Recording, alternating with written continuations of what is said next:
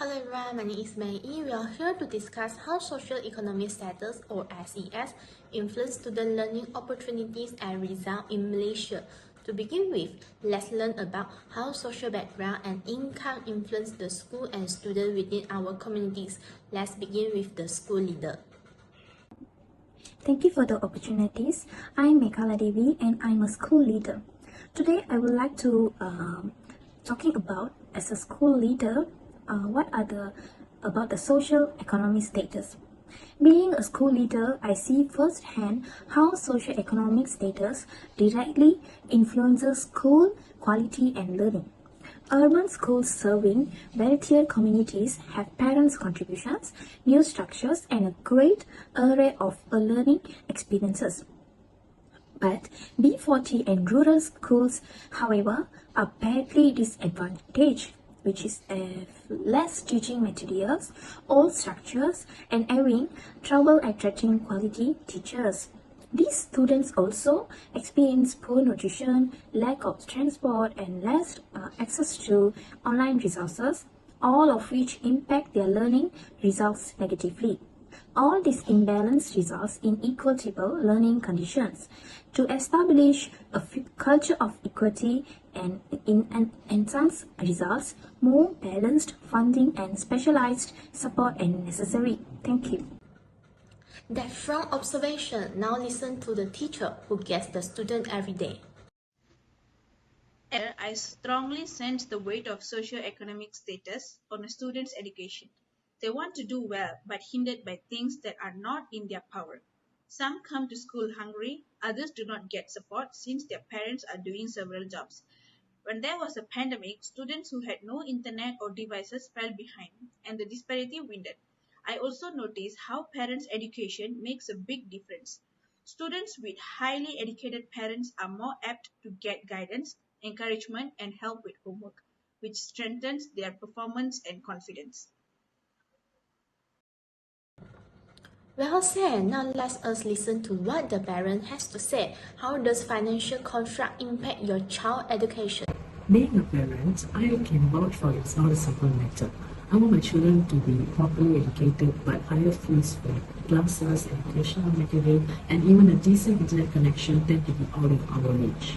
I never attended university, so I don't have qualifications to provide home advice on studies. Sometimes I have to choose whether to pay for fees or cover the family's daily expenses, as opposed to the richer families who can send their children to decent schools, help them with homework and fun enrichment. Parents like me can only hope on school. The lack of funds widens the knowledge gap between my kids and others.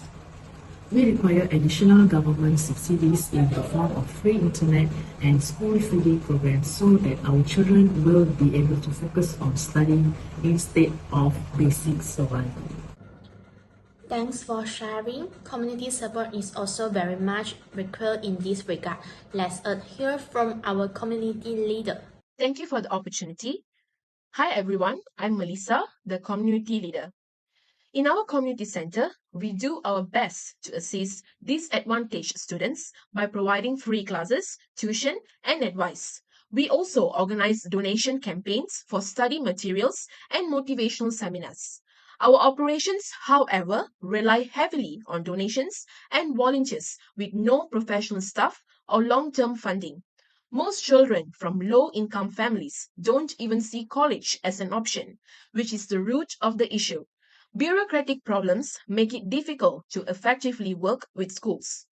To ensure long-term change, we need greater support and coordination between the Ministry of Education's, local councils, NGOs, and local community organizations. This would strengthen community-based programs and make education appear more accessible to all students. On a psychological level, social class also affects not only access to resources, but also the confidence, attitude, and aspirations of students. Disadvantaged students tend to internalize the notion that are not meant to succeed.